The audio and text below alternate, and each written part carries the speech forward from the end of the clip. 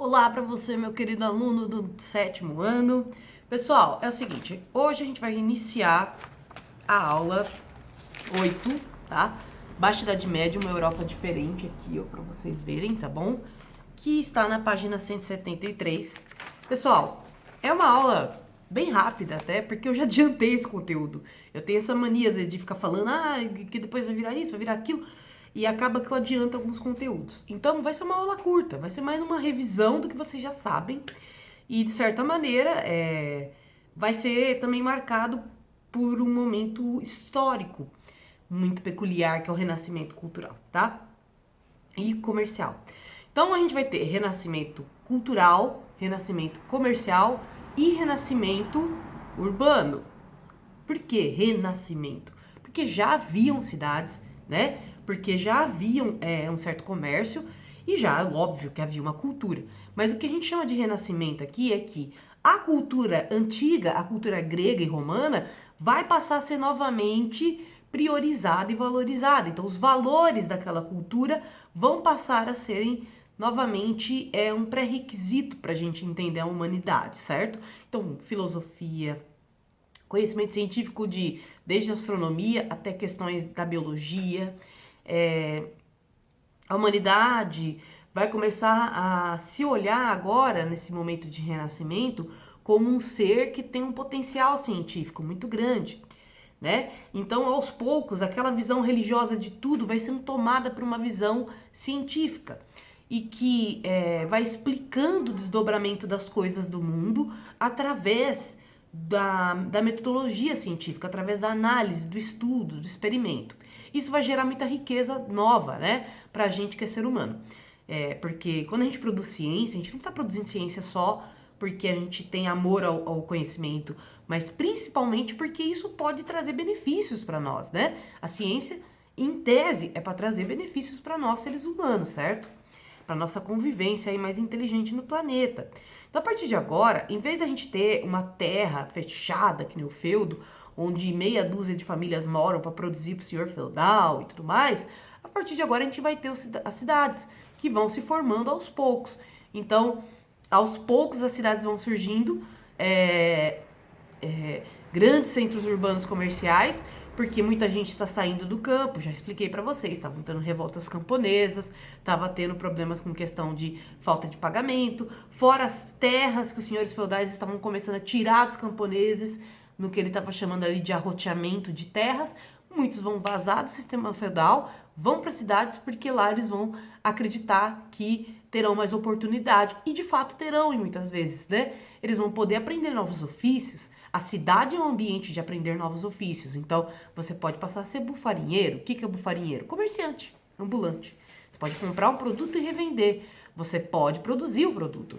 Você pode aprender a ser padeiro, ser confeiteiro, que seja. Você pode aprender, sei lá, a fabricar queijo, entendeu? Você tem a oportunidade de sair daquela coisa do sistema feudal que é o ofício da família, né? Tipo, se seu pai é camponês, você vai ser camponês também. Se seu pai é carpinteiro, você vai ser carpinteiro também. Não, na cidade eu posso variar, eu posso tentar outras formas. Então a cidade já vai surgir com uma representação de ampliação do trabalho. E é curioso a gente ver a história do trabalho, meus queridos, porque quando você percebe que o trabalho se torna mais importante ou mais viável em um centro urbano do que no campo, você percebe que o centro urbano vai abarrotar de trabalhadores e a cidade vai ganhar uma dinâmica diferente, tá? Qual que é a desvantagem em comparação cidade e campo? No campo eles tinham a proteção do senhor feudal. Na cidade eles ficam por si só. Então, ao mesmo tempo que a galera vai pra cidade com aquela esperança, há um certo medo também do desconhecido, né? Se no campo todo mundo conhece seus vizinhos, todo mundo se ajuda, na cidade o vizinho pode ser um inimigo, né? Então, a cidade é mais hostil que o campo. Nesse sentido, a cidade dá até um certo medo, porque no meio de uma aglomeração urbana você não conhece todo mundo quanto você conhece seus vizinhos do sítio, inevitavelmente, né? Que seria o feudo na época. Então, essa coisa, né, do desconhecido, aqui ninguém me conhece, então eu posso construir uma identidade diferente porque ninguém vai me julgar, ou eu me assusto com o diferente, né, com aquilo que não tem a ver comigo. A cidade era um local de gente perseguida pela igreja, a princípio, de pessoas expulsas dos feudos, de ladrões, então, de comerciantes, e ao mesmo tempo vai encher de trabalhadores de uma vez, e agora a cidade vai ser um local de muita gente, quantidade de massa de pessoas muito grande. O que, lógico, vai acarretar num surgimento de doenças urbanas, que é a peste negra, que a gente começou a estudar e a gente vai voltar logo mais a estudar. E também na marginalidade, uma vez que nem todo mundo teve oportunidade. Então muitos começaram a roubar, começaram a viver de pedintes, né, nas ruas. Então é uma coisa que, por exemplo, havia no feudo esse tipo de miséria, mas não era numa dinâmica tão poderosa quanto na cidade. Haviam feudos que não admitiam esse tipo de miséria, entende? A miséria vai passar a ser um aspecto das cidades e do surgimento aí do capitalismo, especificamente falando, tá? Então, o comércio europeu começou a ser fortalecido por quê? Primeiro, a partir das cruzadas, lembra que a gente viu na aula que nas cruzadas, algumas estradas eles seguiram pela terra e não foram pelo mar? Nessas estradas pela terra, eles abriram rotas para o comércio na Ásia, com a China. Aliás, desde quando surgiu a cultura e a civilização, a China é o grande sinônimo de atividade comercial, como é até hoje, né? É um grande império, né? Então, a China comercializava muito com os europeus, isso trouxe novos produtos para a Europa e possibilitou a criação de novos ofícios também. Tem esse detalhe também, porque da mesma maneira que a gente se relaciona com o produto se relaciona com a necessidade dele. Então, se na China havia fabricação do que a gente chama de determinados tipos de especiarias, na Europa as comidas vão passar a ter essas especiarias. Então, cada vez mais a cultura europeia vai sendo impactada pela cultura asiática e que vai trazendo essa cultura asiática através da Rota da Seda, tá? Que é essa rota para a China, tá bom?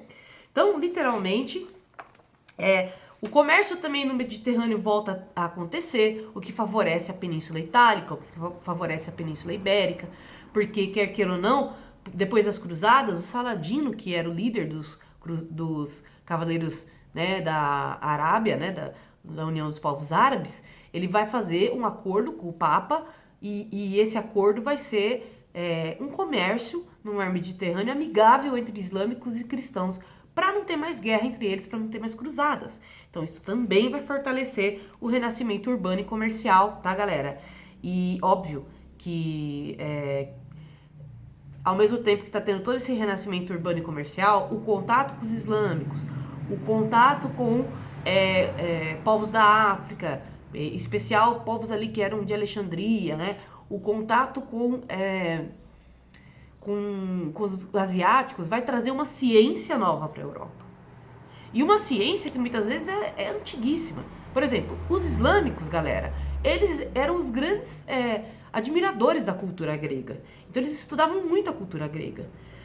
Por ter esse contato novamente com os islâmicos, mesmo que foi através de guerra, né, primeiramente, mas depois, de certa maneira, foi uma troca comercial e uma troca científica, eles tiveram contato com a ciência grega antiga. E por isso que o renascimento científico deve muito a esses povos islâmicos.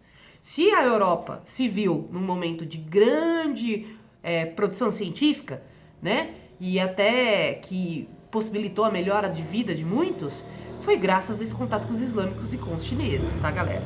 Então, para alguns historiadores como Jacques Le Goff, né, o termo renascimento é errado, porque já haviam cidades, já havia atividade comercial, já havia até, de certa maneira, mesmo que minimamente, esse contato entre esses povos, porém, ficou mais intensivo conforme o sistema feudal entrou em crise. Então, assim, não é exatamente um renascimento, mas foi um êxodo rural, né, que gerou toda uma movimentação comercial e urbana, ocasionada também pelas guerras das cruzadas, tá? Então, assim, não foi simplesmente, renasceu as cidades só nesse período, já existiam cidades, só que agora vai ter uma aglomeração urbana maior, tá? Então, voltei aqui, da hora que vocês virarem a página, vocês vão dar de cara com um mapa, tá? Vale a pena vocês estarem dando uma lida aí do ressurgimento das cidades. Pode ver que a maioria das casas eram muito próximas da água, né? Onde o comércio acontecia mais intensivamente. E mais próximos do interior a gente tinha as plantações, que eram nas proximidades das cidades, que eram próximos aí dos feudos antigos, tá? É interessante que alguns bairros, algumas cidades vão fazer muralhas, como vocês podem ver, para se proteger, né, para ter um tipo de proteção de saqueamento, de ladrões, enfim, né. Aos poucos, o que eram essas cidades muradas vão se tornando bairros e aos poucos o centro urbano da cidade é onde tem o comércio. Pode reparar que na maioria das vezes nas cidades grandes, o que a gente chama de centro é o local onde o comércio é mais intensivo, né? Então, várias profissões vão surgindo aí, várias questões vão ressurgindo, tá, galera? Vocês vão ter que fazer uma atividade pra mim, que é a atividade 1, tá? Sobre a vida do Godric, que resolveu abandonar a vida de camponês, e aí, que é parte do livro Santo Godric, de Janaína Amado, que ela literalmente traduziu da obra do Garcia, Navegar é Preciso, Grandes Descobrimentos Marítimos Europeus. Muito legal, inclusive, essa citação da obra dela, tá? Vocês façam essa atividade pra mim. Então é isso, meus queridos. A próxima aula também é bem curtinha, vocês vão gostar dessas aulas, é bem interessante, que eu vou falar das casas de ofício e das casas de câmbio. Um beijo pra vocês, espero que vocês estejam bem e até a próxima.